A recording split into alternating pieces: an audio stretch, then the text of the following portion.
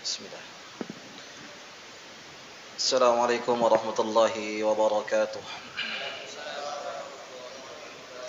Innal hamdalillah nahmaduhu wa nasta'inuhu wa nastaghfiruh wa na'udzu billahi min shururi anfusina wa min sayyiati a'malina. May yahdihillahu fala mudilla lahu wa may yudlil fala hadiya lahu. Asyhadu an la ilaha illallah wahdahu la syarika lahu wa asyhadu anna Muhammadan 'abduhu wa rasuluh. Ya ayyuhalladzina amanu taqullaha haqqa tuqatih wa la tamutunna illa wa antum muslimun. Ya ayyuhan nasu taqu rabbakum alladzi khalaqakum min nafsin wahidah wa khalaqa minha zawjaha wa bassa minhuma rijalan katsiran wa nisaa'a wattaqullaha alladzi tasaaluna bihi wal arham innallaha kana 'alaikum raqiba. يا أيها الذين آمنوا اتقوا الله وقولوا قولا سديدا يصلح لكم أعمالكم ويغفر لكم ذنوبكم ومن يطع الله ورسوله فقد فاز فوزا عظيما. أما بعد فإن أصدق الحديث كتاب الله وخير الهدي هدي محمد صلى الله عليه وسلم وشر الأمور محدثاتها فإن كل محدثة بدعة wa kullu bid'atin dhalalah wa kullu dhalalatin finnar. Allahumma salli wa sallim wa barik ala abdihi wa rasulihi Muhammad sallallahu alaihi wasallam wa ala alihi wa sahbihi ajma'in.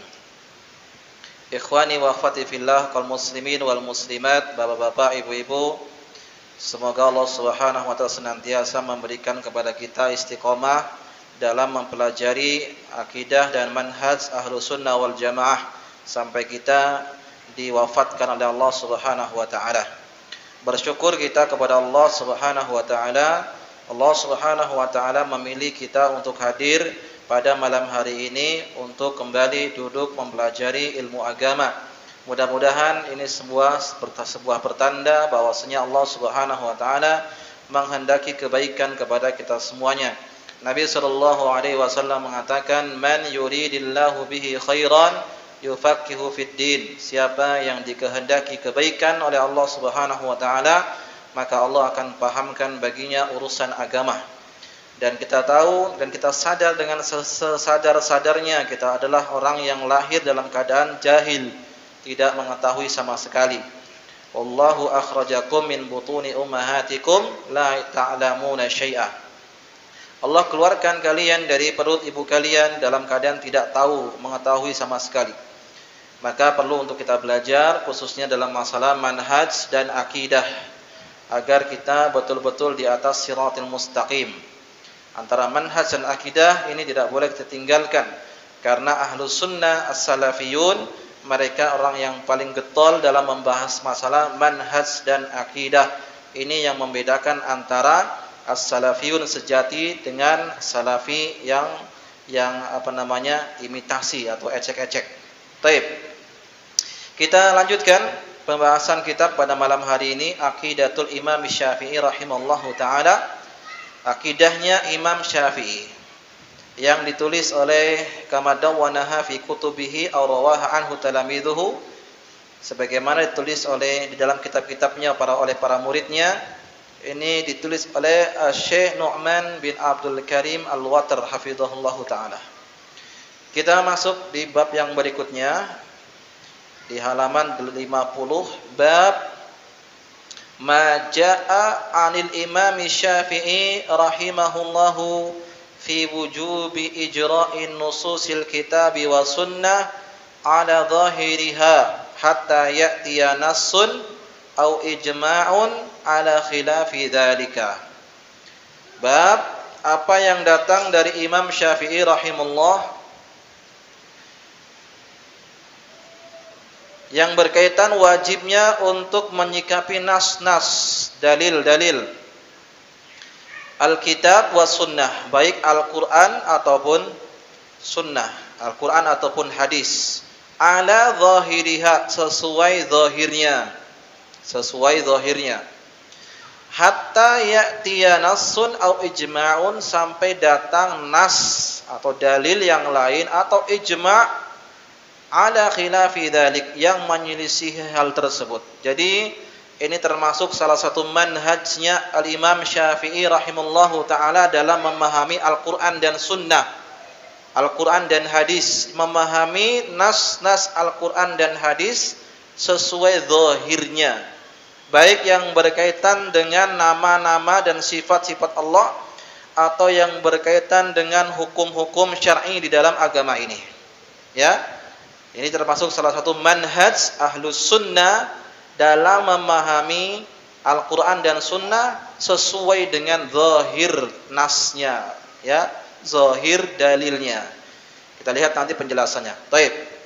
Dari Yunus bin Abdul A'la, dia berkata, qala Muhammad bin Idris Asy-Syafi'i, yaitu Al-Imam Syafi'i berkata, al-aslu Qur'anun aw sunnatun. Dalil adalah Al-Quran dan Sunnah. Ya, jadi hukum asal dalil itu hanya adalah Al-Quran dan Sunnah. Harus kita tahu, dalam beragama kita punya pedoman. Pedoman kita jelas, yaitu Al-Quran dan Sunnah. Dan ini pusaka bagi seorang Muslim, senjata bagi seorang Muslim dalam mengarungi kehidupannya di dunia yang fana ini. Nabi SAW mengatakan, taraktu fikum syai'aini, aku tinggalkan kepada kalian dua perkara, yang mana apabila kalian berpegang teguh dengan dua perkara ini, lan tadillu, tidak akan pernah tersesat selama-lamanya.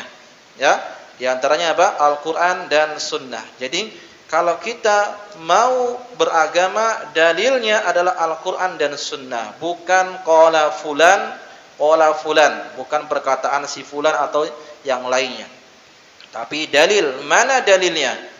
Menetapkan sebuah hukum, berbicara tentang sesuatu, mana dalilnya?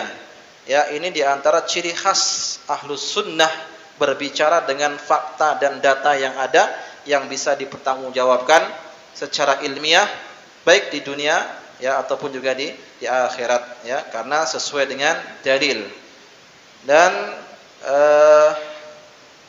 perbedaan dengan para pelaku bid'ah, mereka beragama terkadang hanya mengikuti arahan dari tuan gurunya saja, apa kata nenek moyangnya, apa kata sang guru, meskipun terkadang ucapannya menyelisihi Al-Quran dan Sunnah, bahkan menyelisihi Rasulullah sallallahu alaihi wasallam.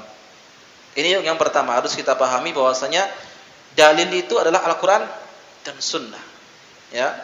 Wa idza tasala al-hadisu an Rasulillah sallallahu alaihi wasallam, apabila hadis tersebut tersambung sampai kepada Nabi sallallahu alaihi wasallam, wa sahhal isnadu bihi, dan sanadnya itu sahih, sanadnya tidak terputus, ya, tersambung sampai kepada Nabi sallallahu alaihi wasallam, fa huwa sunnah, itu disebut dengan sunnah, yaitu hadis. Apa yang dimaksud dengan hadis? Ma udifa ila nabi sallallahu alaihi wasallam min qaulin au fi'lin au taqririn, apa yang disandarkan kepada Nabi sallallahu alaihi wasallam, baik itu perkataan atau perbuatan ataupun takrir, yaitu ketetapannya, ya, itu namanya dengan hadis sunnah. Makanya dalam memahami sunnah, hadis Nabi sallallahu alaihi wasallam, meskipun Nabi sallallahu alaihi wasallam tidak berbicara, tetapi ada di zaman Nabi, dan itu tidak diingkari oleh Nabi, tidak dilarang, dan tidak ada ayat turun untuk melarangnya, maka itu disebut dengan sunnah hadis, yang itu sunnah takririyah namanya. Sebagaimana kisah daripada Bilal yang setiap selesai wudu, beliau salat 2 rakaat. Nabi tidak mengajarkan, Nabi tidak memberitahu, ya, tapi Nabi hidup apa tidak? Hidup. Al-Quran masih turun apa tidak? Masih.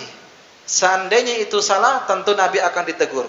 Seandainya itu salah, maka turunlah firman Allah, ya, untuk menyampaikan bahwa itu suatu kekeliruan, suatu kesalahan. Dan ternyata malah justru datang hadis bahwasanya aku mendengar terompahnya Bilal itu berada di surga. Berarti disetujui oleh Nabi sallallahu alaihi wasallam, itu bukan bid'ah, tetapi itu sunnah takririyah. Atau contoh sahabat yang lain yang mengimami salat, setiap akhir salat rakaat kedua diakhiri suratannya dengan membaca surat Al-Ikhlas, Qul huwallahu ahad, Allahu samad, sampai selesai. Kemudian diadukan kepada Nabi sallallahu alaihi wasallam tentang hal tersebut, maka Nabi berkata kepadanya, tanyakan kepadanya kenapa dia membaca surat Al-Ikhlas setiap kali selesai di rakaat kedua. Maka beliau mengatakan bahwasanya saya mencintai surat Al-Ikhlas. Maka Nabi pun mengabarkan, kabarkanlah kepadanya bahwa Allah pun mencintainya. Jadi hal tersebut bukan bid'ah, tidak diajarkan oleh Nabi, tidak disampaikan oleh Nabi sallallahu alaihi wasallam, tetapi itu hidup di zaman Nabi dan ada di zaman Nabi dan tidak diselisihi dan tidak ada teguran dari Allah Subhanahu wa taala atau Nabi sallallahu alaihi wasallam, maka itu disebut dengan sunnah. Baik. Wal hadisu ala dhahiriyah, maka memahami hadis pun sesuai dengan zahirnya. Ya, sesuai dengan zahirnya. Ini kalau kita bawa dengan masalah nama-nama dan sifat Allah itu banyak. Nanti kita akan contohkan. Wa idza ihtamala al-ma'ani fi fama ashbahahu minha zahirul ahadits awwalaha bihi. Ya, awwaluha bihi. Apabila ada hadis yang seolah-olah bertabrakan, ya, atau yang mirip-mirip secara zahir, maka kembalikan kepada makna zahirnya. Ini yang pertama. Ada beberapa hadis datang hadis A atau hadis B itu seolah-olah bertentangan, maka kembalikan kepada makna zahir. Yang kedua, wa idza takafa al hadis fa asahha isnadan awwaluha atau awwalaha. Nah. Dan apabila hadis itu seolah-olah itu mirip dari ada kesamaan, maka ambillah sanad yang paling sahih. Sanadnya yang paling sahih. Ini dalam belajar ilmu hadis banyak tingkatan hadis. Hadis sahih, hadis hasan, sahih li ghairihi, hasan li ghairihi, hadis dhaif, hadis mu'dal, hadis mudallas, mauquf, munqati', ya, mursal, lagi banyak sekali hadis. Ya. Itu pelajari, penting sekali bagi para penuntut ilmu belajar masalah hadis supaya nanti ketika kita baca sebuah keterangan hadis ini hadis mursal, apa itu mursal kita tahu. Hadis ini hadisnya hadis apa misalnya mubham, apa itu mubham, mu'an'an, apa itu mu'an'an, kita tahu, ya. Jadi ngajinya bukan hanya mohon maaf ya, ngaji kuping. Baca, dengarkan aja, pulang tidak dapat apa-apa. Baca buku. Ya, baca buku, baca segala macam, belajar. Dengarkan video atau syekh atau yang lainnya sambil menulis. Itu akan lebih kokoh kita. Begitu ya cara mengajar, cara belajarnya. Baik. Wa qala al-Imam Syafi'i rahimallahu taala. Kata Imam Syafi'i, wal Qur'anu ala dhahirihi. Maka juga sama dalam memahami Al-Qur'an juga sesuai dengan zahirnya. Ini termasuk manhaj juga Imam Syafi'i rahimahullah dalam memahami ayat-ayat yang berkaitan dengan nama atau sifat-sifat Allah itu dengan zahirnya.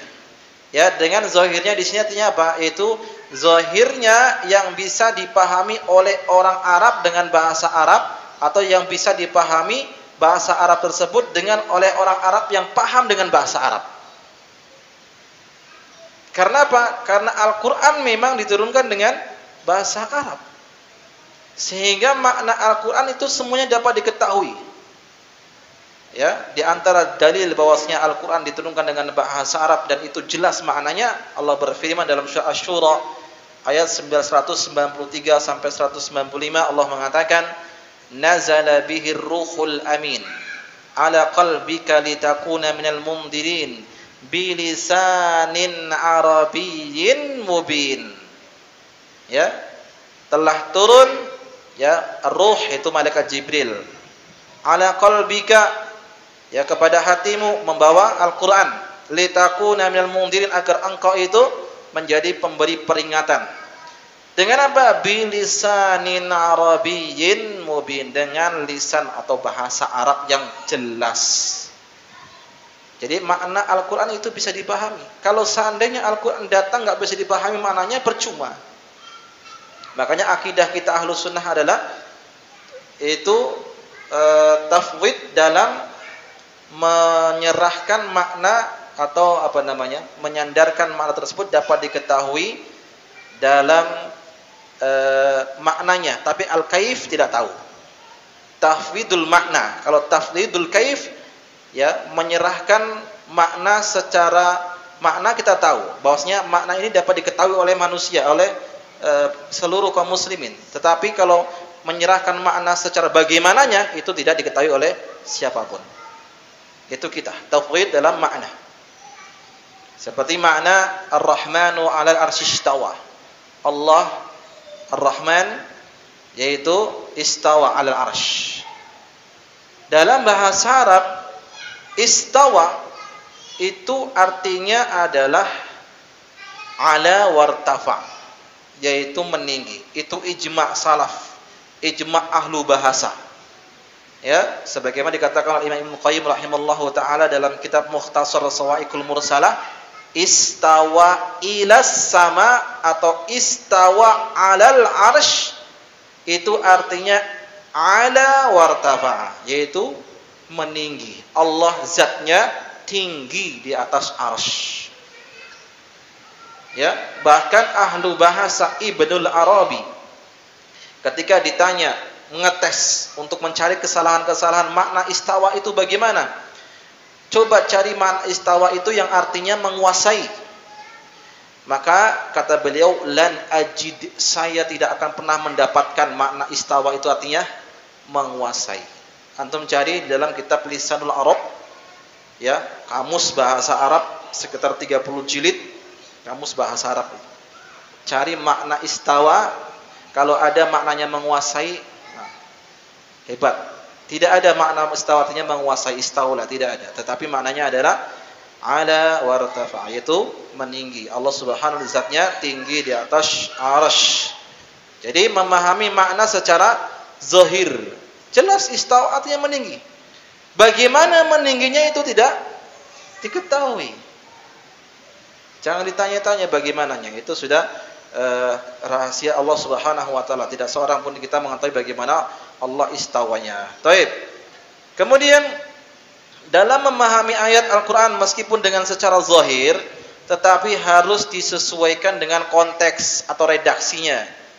Ya, karena seorang atau ulama mengatakan bahwasanya yufhamul kalam minas siyaqi was sibaq.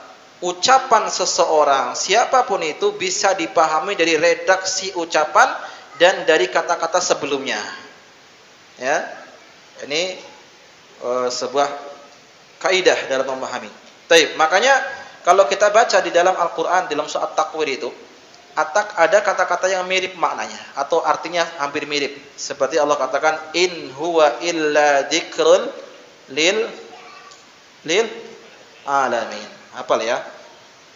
Surat At-Takwir, in huwa illa dzikrun lil alamin. Sesungguhnya Al-Qur'an itu adalah sebagai pemberi peringatan untuk alamin. Apa yang dimaksud dengan alamin di sini? Apakah Al-Qur'an sebagai pemberi peringatan untuk seluruh alam? Artinya hewan juga dapat peringatan, tumbuh-tumbuhan, benda-benda mati. Karena semuanya itu adalah seluruh alam. Apakah seperti maknanya? Ya. Di ayat yang berikutnya Allah katakan, wa ma tasyauna illa ayyasha Allahu rabbul alamin. Sama-sama alamin ya. Ya, tidaklah kalian berkehendak kecuali Allah juga berkehendak. Rabbul alamin, Allah Rabb semesta alam. Apa makna dari kedua tersebut? Alamin yang pertama, alamin yang kedua. Kalau alamin yang pertama, in huwa illa dzikrul lil alamin, Al-Qur'an itu adalah pemberi peringatan bagi lil alamin, untuk apa ini al-alamin ini? Artinya disebutkan oleh para tafsir lil alamin adalah lil insi wal jin, untuk manusia dan jin. Jadi Al-Qur'an untuk pemberi peringatan bagi manusia dan jin. Bukan untuk tumbuh-tumbuhan, bukan untuk alam segala macam, tidak, tetapi untuk jin dan manusia. Sementara yang kedua, atau ayat terakhir di surat At-Takwir tersebut, wa ma tasyauna illa ayyasha Allah rabbul alamin. Rabbul alamin artinya Rabb semesta alam. Karena Allah Tuhannya semua makhluk. Ya. Makanya dalam kitab Al-Usul Salasa atau salah satu usul Al-Imam Muhammad Al-Wahhab rahimahullahu taala mengatakan wa kullu man siwallahi a'lam. Segala sesuatu selain dari Allah itu adalah alam, makhluk. Baik. Ini dalam memahami konteks atau zahirnya sebuah ayat. Memang secara zahir tapi sesuaikan dengan maknanya. Ya, baik. Kemudian ya hatta ya'tiya dalalah minhu au sunnatun au ijma'un bi annahu ala batin duna zahir, sampai datang dalil darinya yang dari sunnah atau ijma' menjelaskan makna ini bukan seperti ini, tapi maknanya bukan secara zahir, tapi maknanya ini seperti ini. Kalau ada perinciannya, ada penjelasannya, maka boleh bagi kita untuk memaknai secara terperinci atau secara tersirat sebagaimana Allah Subhanahu wa taala mengatakan dalam Al-Qur'an, alladzina amanu wa lam yalbisu imanahum bidzulmin. Orang yang beriman dan tidak mencampurkan keimanannya dengan kezaliman. Ya, zalim ini maknanya umum. Ya, maka datanglah hadis menerangkan zalimin di sini apa maksudnya. Ya. Maka Rasulullah SAW menyebutkan yang zalim itu bukan berarti yang itu. Zalim itu, maka beliau mengatakan alam tasma' qala Luqman. Tidaklah kalian mendengar ucapan Luqman kepada anaknya, ya bunayya inna syirka la zulmun azim. Wahai anakku, sesungguhnya kesyirikan itu adalah kezaliman yang besar. Berarti zalim di dalam ayat tersebut artinya kesyirikan. Nah, kalau ada dalil yang memalingkan makna ini, baru kita pahami makna ini adalah makna yang lain, bukan makna zahir. Tapi kalau istawa, yadullahi fawqa aydihim, Allahus sami'un basir, Allah maha melihat, Allah maha mendengar, melihat, mendengar. Ya, pendengaran Allah tidak sama dengan pendengaran manusia. Sebagaimana juga Allah jadikan manusia juga bisa mendengar, juga bisa melihat. Faja'alnahum sami'an basira. Kami jadikan manusia itu dapat mendengar dan melihat. Sami, basir. Sama-sama mendengar, sama melihat. Allah juga punya nama Sami, basir. Apakah sama pendengarannya? Jelas tidak. Ya, baik. Ini maksud perkataan Imam Syafi'i rahimallahu taala, memahami Al-Qur'an sesuai zahirnya. Wa qala rahimahullahu wa annahu al-hadis ala zahiri. Sama juga dalam memahami makna hadis juga sesuai dengan zahirnya. Wala yuhalu ila batin, tidak bisa dipahami, dimaknai secara terperinci, secara tersembunyi, wala khas, secara khusus, illa bi khabarin anin Nabi sallallahu alaihi wasallam, kecuali dari kabar, telah datang kabar dari Nabi sallallahu alaihi wasallam, la an ghairihi, ya, bukan dari yang selain Nabi. Seperti makna Allah, jelas ainallah fis sama, Allah meninggi di atas arsy atau di atas langit. Jelas akidahnya Allah ada dalam Al-Qur'an dijelaskan. Tetapi begitu datang orang mengatakan Allah maujud bila makan, katanya Allah itu ada tapi enggak ada tempat, mengalahkan ribuan atau bahkan hadis dalil yang banyak, begitu banyaknya dalam Al-Qur'an. Ilaihi yas'adu kalimut thayyib, ya, kepadanya kalimat yang baik itu naik ke atas. Inna anzalnahu fi lailatul qadar, sesungguhnya kami turunkan, ya, Al-Qur'an pada malam Lailatul Qadar. Turun dari mana? Dari atas. Segala banyak sekali ayat-ayat dalam Al-Qur'an menceritakan Allah itu jelas di atas. Tetapi datang seseorang mengatakan Allah maujud bila makan. Mana yang mau kita ambil di sini? Kita akan diuji. Apakah kita akan ambil firman Allah, hadis Nabi sallallahu alaihi wasallam, atau perkataan orang tersebut yang menyelisih Al-Qur'an dan hadis? Ini sikap kita jelas, tidak abu-abu, tidak mencela-mencela. Ya, tegas, jelas Al-Qur'an dan sunnah sesuai dengan pemahaman para salaful ummah. Demikian pula dalam hadis juga demikian, memahami hadis secara zahirnya, seperti Nabi sallallahu alaihi wasallam menyebutkan, yanzilu rabbuna tabaraka wa taala ila sama'id dunya. Turun Allah Subhanahu wa taala ke langit dunia, ya, setiap malamnya. Kemudian Allah berkata, "Man yad'uni astajib lahu." Siapa yang berdoa kepadaku, niscaya akan aku kabulkan. Man yas'aluni fa'utiyahu. Siapa yang meminta kepadaku akan ku beri permintaannya.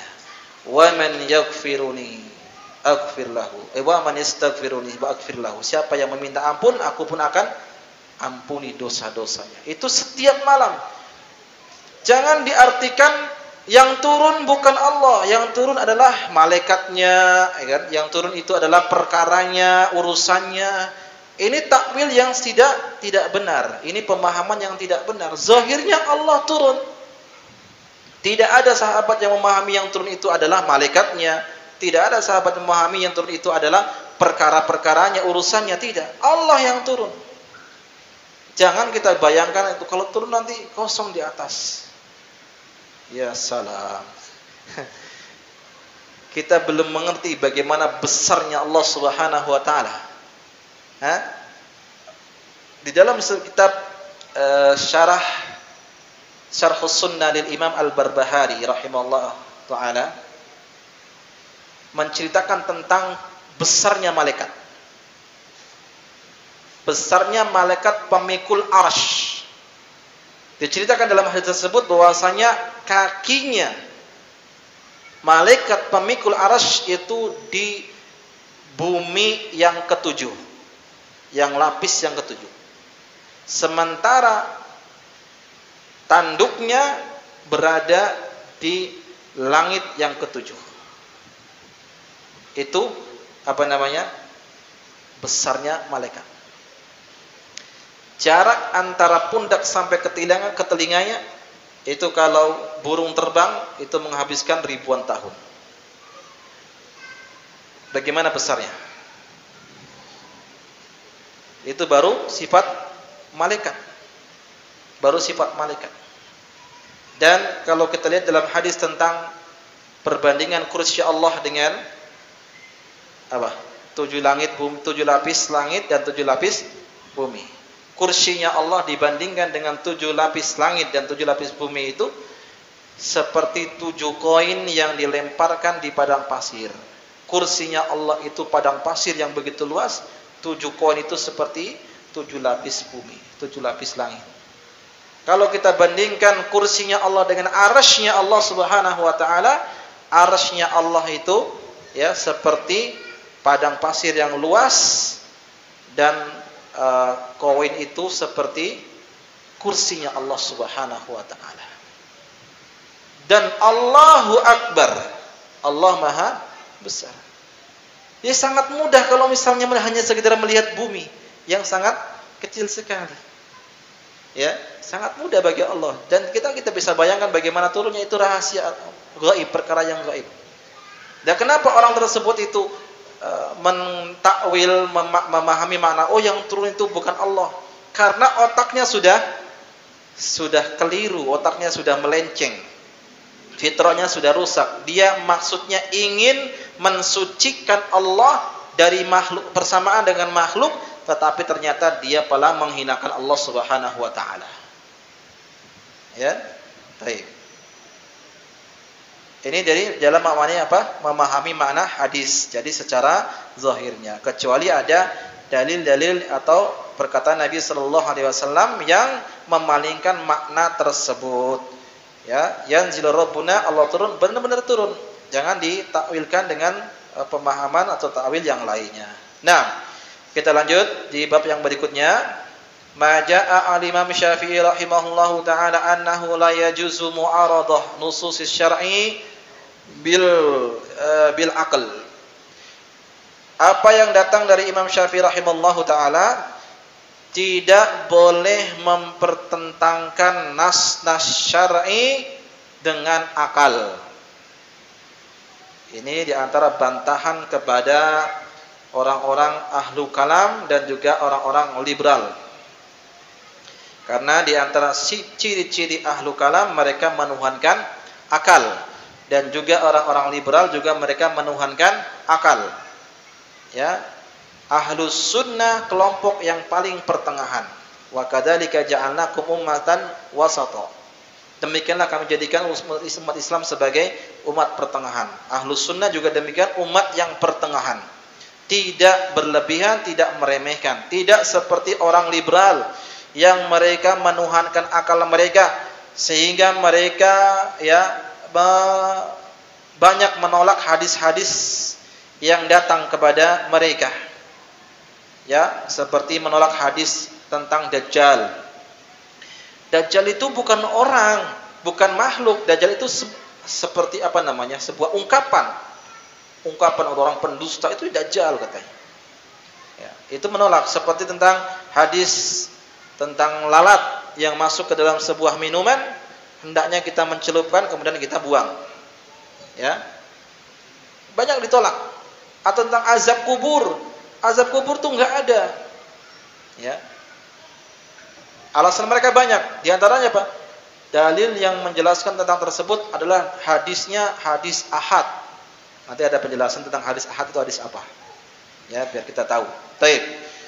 Ya, banyak mereka sehingga menuhankan akal mereka sehingga menolak hadis-hadis yang sahih. Dan tidak seperti orang musyrikin yang tidak mau pakai akalnya. Sehingga apa? Sapi disembah, pohon disembah, batu dimintai, kuburan didatangin dimintai. Padahal dia mati pun dimandikan, dikafani, diantarkan ke kuburan. Enggak ada orang mati tiba-tiba dia mandi sendiri, pakai baju sendiri, masuk kuburan sendiri, tidak ada. Ya. Makanya itu Ahlus Sunnah pertengahan. Tidak menuhankan akal dan dua tidak meremehkan akal. Tidak apalahnya tetap menggunakan akalnya. Akal dipakai untuk memahami Al-Qur'an dan Sunnah. Tapi orang-orang musyrikin mereka enggak pakai akal, enggak punya akal, enggak pakai akalnya. Otaknya enggak dipakai. Minta kepada sapi. Minta kepada kuburan. Na'udzubillah. Yang dikubur itu sedang butuh pertolongan, dimintai. Seperti antum misalnya lagi butuh duit, kok malah dihutangi. Saya aja sedang butuh, bagaimana mungkin Anda minta kepada saya? Kan seperti itu. Ya, itu perumpamaannya. Jadi kubur kita nggak tahu apakah dia sedang diazab atau sedang mendapatkan nikmat. Nggak ada yang tahu. Ternyata malah didatangin minta-minta. Katanya orang soleh segala macam. Na'udzubillah. Ya, ini Ahlus Sunnah pertengahan dalam masalah akal, tidak seperti liberal dan tidak seperti orang-orang musyrikin. Dan orang-orang liberal mereka juga terkadang menolak hadis-hadis yang katanya mereka hadisnya adalah hadis ahad dan segala macam sehingga menolak tentang azab kubur. Seandainya tidak ada hadis yang menerangkan azab kubur, ada ayatnya yang menerangkan adanya azab kubur, kita katakan kepada mereka yang mengingkari azab kubur, seandainya tidak ada hadis yang sahih yang menjelaskan tentang azab kubur, ada satu ayat yang sahih yang menjelaskan adanya azab kubur. Surat Ghafir ayat yang ke-46, Allah katakan, "An-naru yu'raduna 'alaiha guduwa wa 'ashiyya wa yaumas sa'atu adkhilu ala fir'auna asyaddal 'adzab." Ya, api yang ditampakkan pada pagi hari dan sore hari kepada Fir'aun, dan pada hari kiamat dikatakan kepadanya, masukkanlah keluarga Fir'aun, ya, dan bersama Fir'aun di dalam azab yang sangat pedih, yang sangat dahsyat. Berarti di dunia sudah ditampakkan azab, itulah azab kubur. Ya. Apa juga mau menolak ayat tersebut? Silakan. Ya, bisa murtad gara-gara seperti itu. Nah, ini dia. Maka kita harus paham masalah ini. Tidak boleh mempertentangkan akal dengan syariat, tapi juga kita tidak boleh berlebihan dalam menggunakan akal kita, karena akal terus semuanya terbatas. Sudah azan? Belum? Baik, kita baca. An Ibrahim bin Muhammad Asy-Syafi'i wa dzakara Aba Abdullah bin Idris Asy-Syafi'i, bahwasanya Al-Imam Syafi'i mengatakan, Sami'tuhu yaqul, aku mendengar dia berkata, inna lil aqli haddan yantahi ilaih, sesungguhnya akal itu punya batasannya. Kama anna lil basar haddan yantahi ilaih, sebagaimana mata juga punya batasan. Coba saya ditanya. Siapa yang bisa menghitung di belakang seater ini ada berapa orang? Ibu-ibu di belakang ada berapa orang? Hah? Berarti kita memang lemah.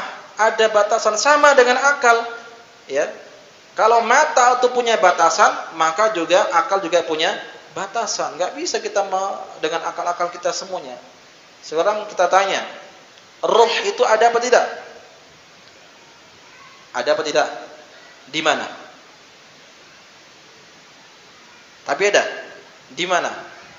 Enggak tahu. Ruh sendiri aja kita tidak tahu di mana.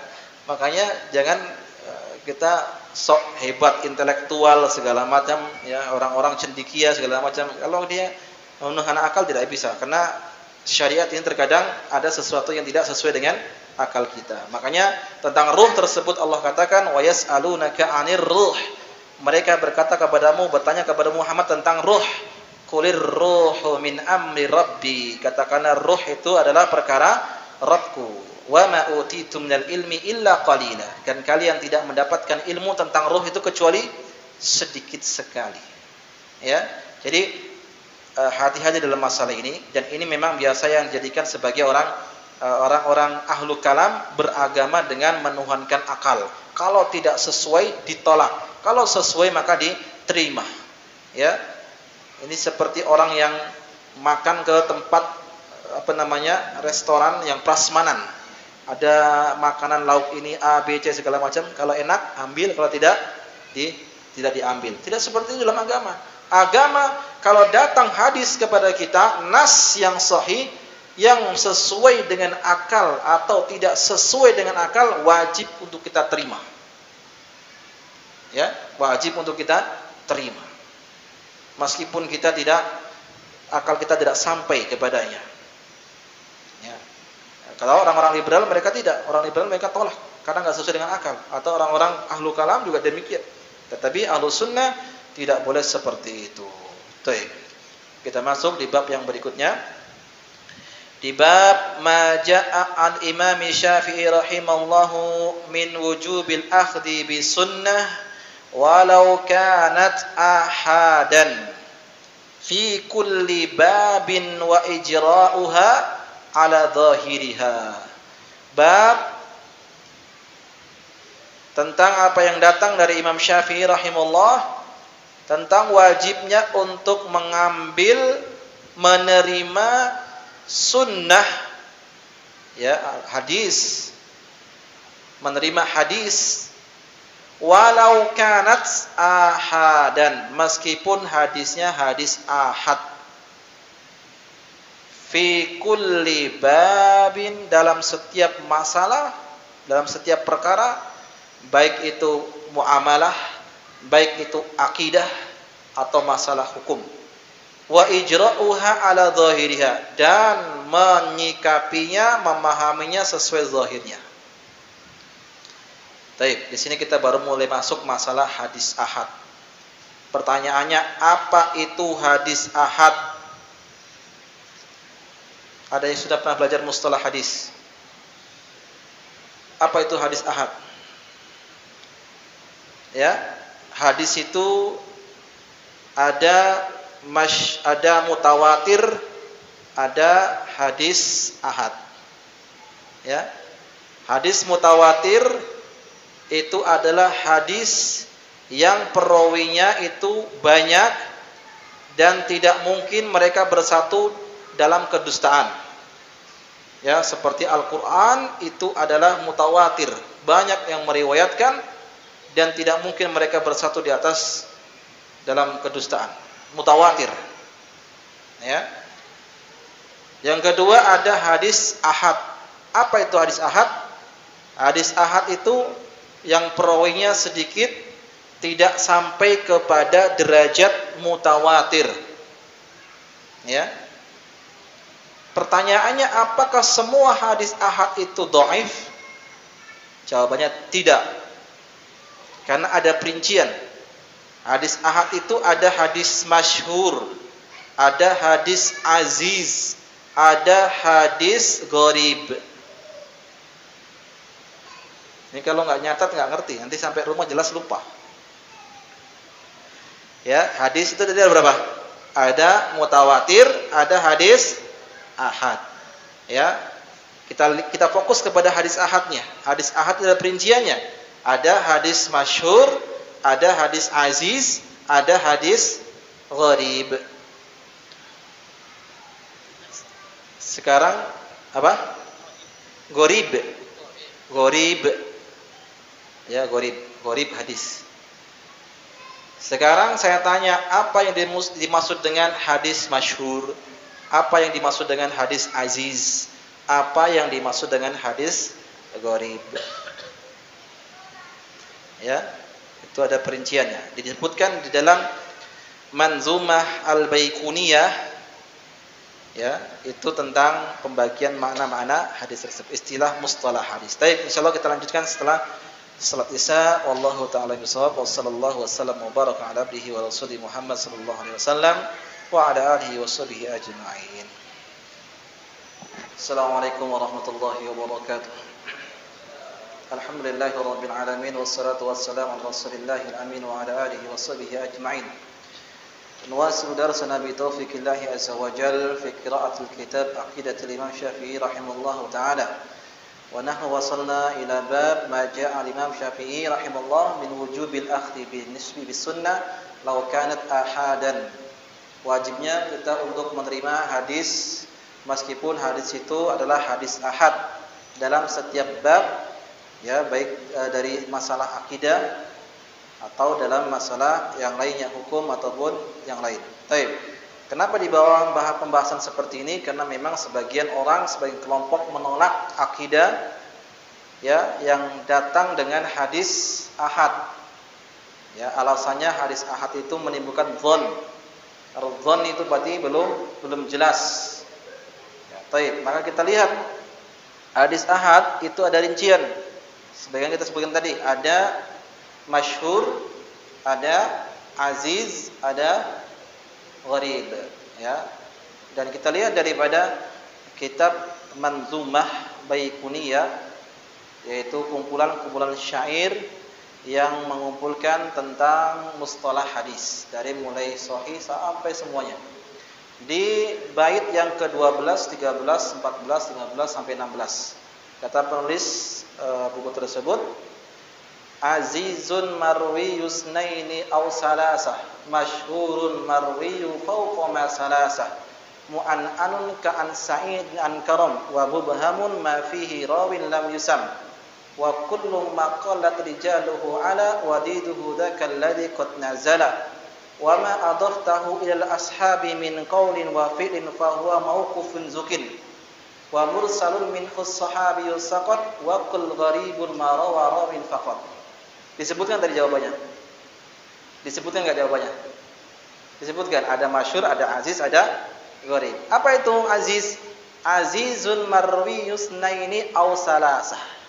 Hadis aziz adalah hadis yang perawinya itu ada 2 atau 3 dalam setiap tabaqat, dari kalangan sahabat 2, tabi'in 2. Kalau ada 2 sahabat, 2 tabi'in, 2 tabi'ut tabi'in, ini disebut dengan hadis aziz.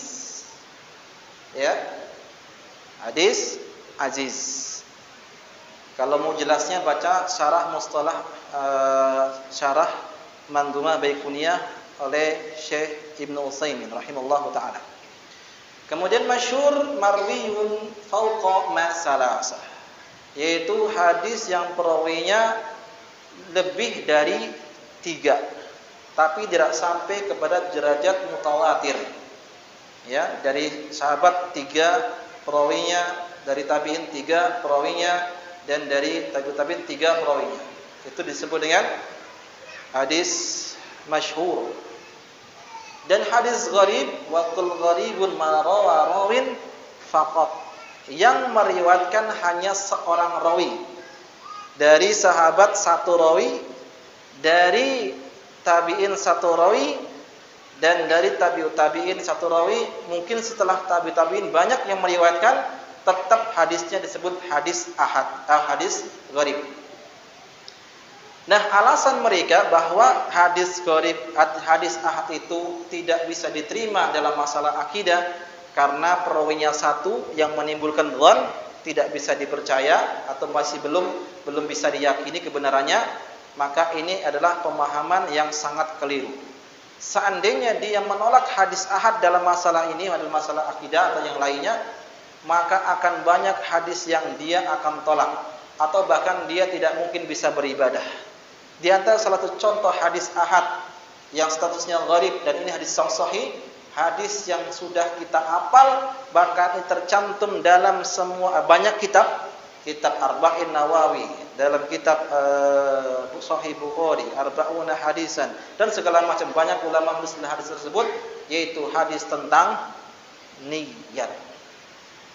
Innamal a'malu binniyat. Dari mana rawinya tersebut? Kita baca di rawinya. Haddatsana al-Humaidi Abdullah bin Zubair, haddatsana Sufyan, haddatsana Yahya bin Sa'id al-Ansari. Qala akhbarani Muhammad bin Ibrahim at-Taimi annahu sami'a Alqamah bin Waqqas al-Laisi, Alqamah bin Waqqas al-Laisi. Ini seorang tabi'in. Sami'tu Umar bin Khattab radhiyallahu taala anhu al-minbar. Aku mendengar Umar bin Khattab ini sahabat. Jadi para sahabat tidak ada yang meriwayatkan hadis ini kecuali Umar. Para tabi'in tidak ada yang meriwayatkan kecuali siapa tadi namanya? Alqamah bin Waqqas al-Laisi. Dan para tabi'in tidak ada yang meriwayatkan kecuali yaitu siapa? Ibrahim at-Taimi. Namun setelahnya banyak yang meriwayatkan, ada beberapa orang dari kalangan tabi'in. Ya, betul. Tetapi ketika di sahabat cuma satu, Umar bin Khattab, dan juga di di tabi'in cuma satu, yaitu Alqamah bin Waqqas al-Laisi. Itu disebut dengan hadis ahad, gharib, ya, hadis ahad, tapi di statusnya perinciannya adalah gharib karena seorang rawi yang meriwayatkan. Wa kullu gharibun ma rawa rawin faqat. Kalau seandainya hadis yang seperti ditolak, enggak bisa ibadah kita. Karena innamal a'malu bin niat. Sesungguhnya amal itu sesuai dengan niatnya. Nah, ini baru satu hadis yang statusnya ahad ataupun gharib. Hadis yang lain tentang kisah perubahan kiblat. Begitu para sahabat sedang sholat, tiba-tiba datang ja'a seorang, datang satu orang mengabarkan bahwasanya kiblat telah dirubah. Seandainya itu tidak diterima, otomatis para sahabat tidak akan merubah kiblatnya.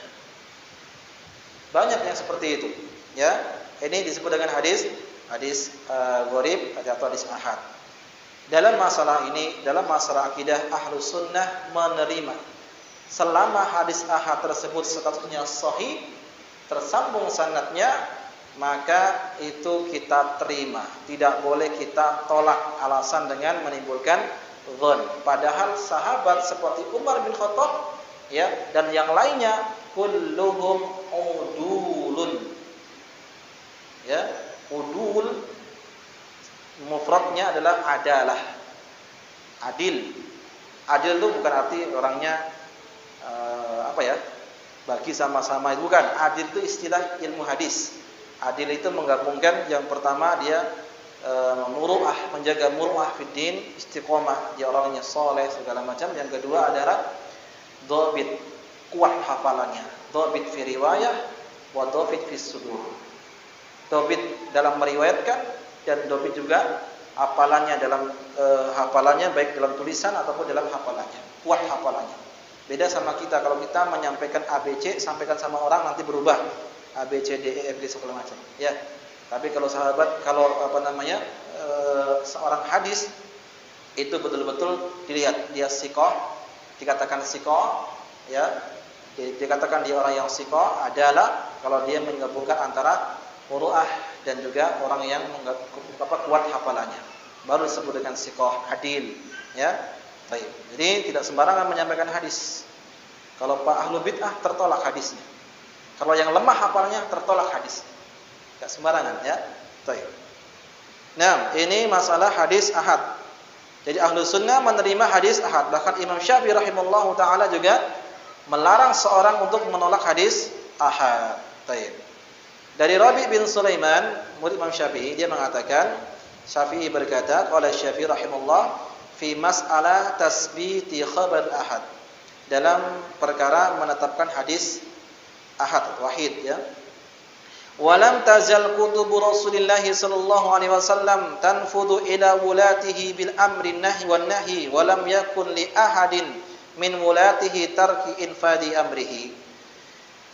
Senantiasa para penulis yang menulis surat Rasulullah sallallahu alaihi wasallam yang diutus oleh Nabi sallallahu alaihi wasallam sendirian dengan membawa perintah dan larangan. Dan tidak ada seorang bawahan Nabi, gubernur-gubernur Nabi yang meninggalkan, menolak kabar dari yang pembawa surat tersebut. Padahal yang membawa surat tersebut adalah satu orang. Ini metodenya. Ya. Meskipun yang membawa satu orang tetap diterima kabar tersebut. Kalau seandainya hal tersebut tidak terima, seperti kisahnya Huzaifah bin Yaman. Huzaifah bin Yaman datang ke negeri Huzaifah ya bin Yaman ya, datang untuk berdakwah kata Nabi SAW. Muaz bin Jabal diperintahkan ke negeri Yaman untuk berdakwah. Innaka sata'ti ahla kitab, sesungguhnya aku akan mendatangi penduduk ahlu kitab. Sendirian datang ke sana, nggak ada kawannya, mengabarkan. Kalau ditolak hadisnya juga nggak bakal ada dakwah sampai ke negeri Yaman. Makanya kadang orang itu berbicara hadis ahad nggak bisa diterima. Kalau ada orang yang menyampaikan seperti itu sedang berceramah, hadis ahad tidak diterima, suruh berhenti. Kamu berhenti ceramahnya, kenapa? Kamu sendirian ceramahnya ngomongnya, pulang saja. Iya, ya kan? Kan sendirian ngomongnya, nggak ada yang lain. Cuma kamu sendiri yang berbicara, yang lain diam mendengarkan. Berarti kamu sendirian berbicara, pulang. Ya. Hadis ahad diterima. Baik dalam masalah akidah ataupun dalam masalah hukum. Baik. Summa saqal kalam illa an qala. Kemudian beliau berkata lagi, wa hakada kanat kutubu khulafaihi min ba'di.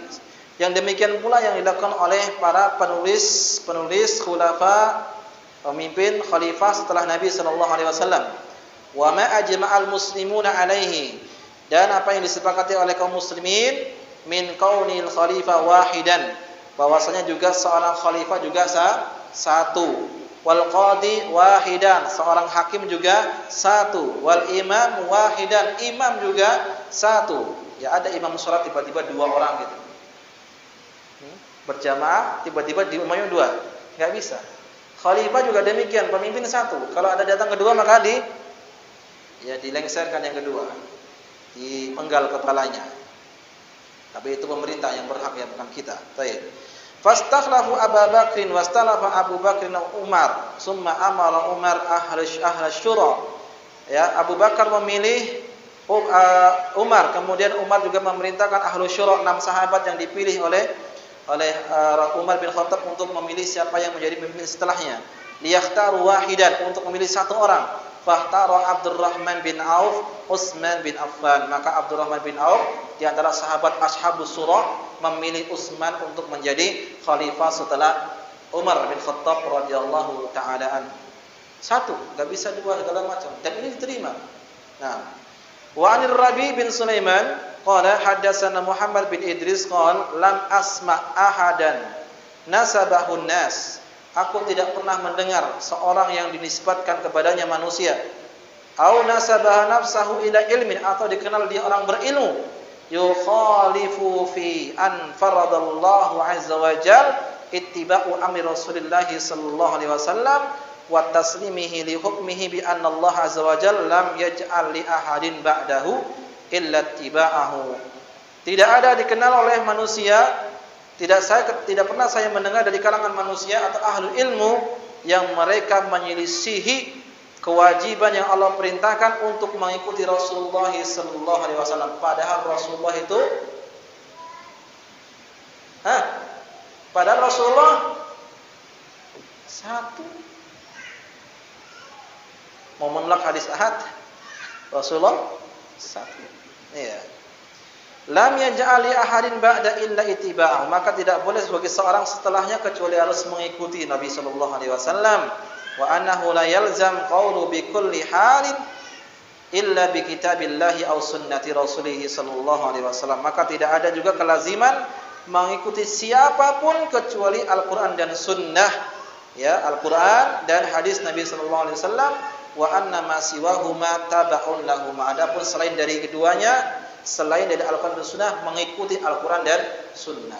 Tidak boleh kita mendahulukan ucapan fulan di atas firman Allah dan hadis Nabi sallallahu alaihi wasallam.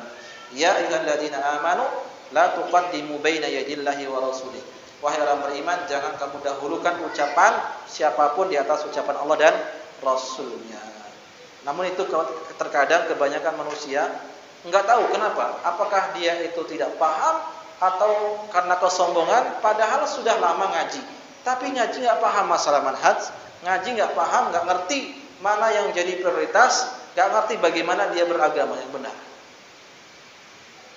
Jadi ngaji yang salah atau niatnya yang salah atau ustadznya yang salah. Ya wallahu a'lam. Makanya harus betul-betul kita belajar agama, ya, secara tadarruj, bertahap dan tahu prioritasnya segala macam.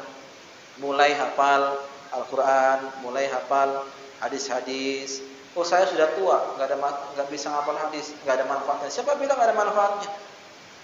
Nabi mengatakan nadarullah imra'an sami'a ma'aqalati fahafidhaha wa wa'aha. Semoga Allah mencerahkan wajah seseorang yang mendengar ucapanku, kemudian dia menghafal dan menyampaikan kepada yang lainnya. Meskipun enggak hafal, baca lagi, ada pahala insyaallah. Apalagi Al-Qur'an. Ya, saya sudah tua, enggak ada alasan, sudah tua bisa menghafal. Dan itulah yang akan menjadikan juga kita berusaha untuk istiqomah di atas jalan yang hak. Kalau kita betul-betul belajar, pahami kebenaran, kita akan tahu mana yang salah. Tapi kalau cara ngajinya kita seperti konser, ini bukan menyepelekan kajian-kajian besar, tidak. Ya kita nggak dapat ilmu, gitu-gitu saja nanti. Datang ramai, pulang cuma dapat cerita. Kajian rutinnya hanya sekedarnya. Tapi tabligh akbar luar biasa ramai. Saya enggak menyepelekan dan tidak menghina kajian tabligh akbar, tidak ya. Tetapi hendaknya kita jadi orang yang punya prioritas. Mana yang harus kita lakukan, mana yang harus kita datangi, dan mana yang harus kita kerjakan. Jangan kita ngikut orang banyak. Harus punya sikap, apalagi di akhir zaman. Nah, seperti itu. Supaya kita betul-betul di atas siratal mustaqim.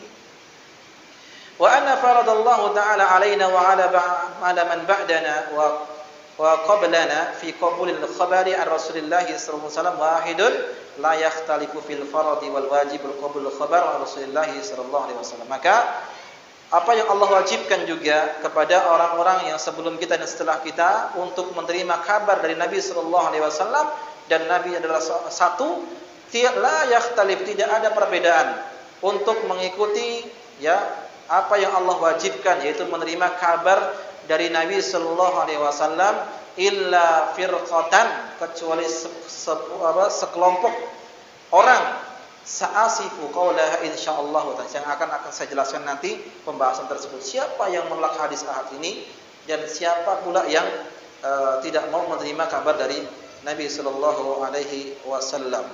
Dan banyak kalau hadis-hadis atau ayat-ayat yang berkaitan tentang meriwayatkan dari satu orang, satunya segala macam, ya.